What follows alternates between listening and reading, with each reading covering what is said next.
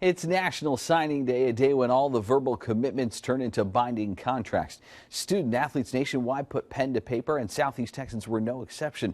So many scholarships signed today that we will split our coverage into two parts. If you missed part one at 6 p.m., you can find it online right now at KFDM.com. That feature would cover those student athletes that signed at Westbrook, Central, Silsbee, Jasper, and Newton. Part two of our coverage visits Ozen, Mid-County, and Lamar. 6 Sports' Andrew Chernoff has more. We continue our signing day tour at Nederland. 2 football players committed to schools today. Defensive lineman Deshaun Washington is heading to College Station to play at Texas A&M, while fellow D lineman Caleb Malvo will be at Houston Baptist. For both players, they keep having to pinch themselves. It's an exciting day. This is a day that I never thought would come. It was definitely a dream, and just being able to know that I made it come true is just a great honor for me.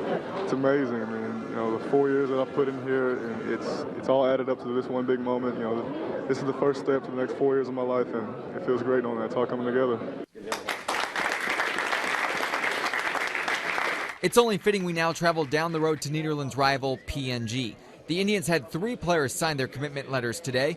Jeremiah Rose and Alan Soriano signed for football, while Logan Chipman will play baseball at the next level. Indian receiver Jeremiah Rose is continuing his career at Southeastern Louisiana.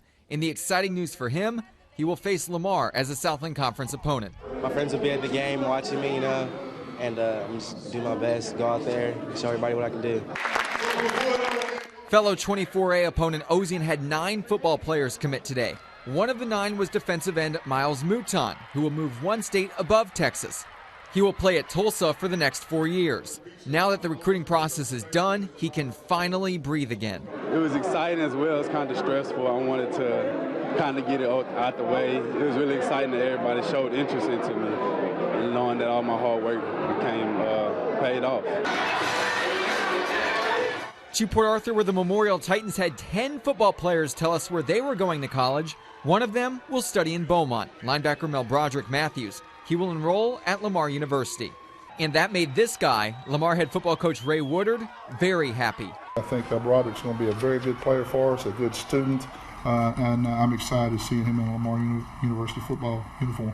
In fact, the man in charge of Lamar's football program is proud of his entire recruiting class, which consists of 10 high school players and 7 transfers. This is a very athletic class. I think we're big. You look at our linemen, we're taller and more athletic looking in this class than we have in some classes in the past.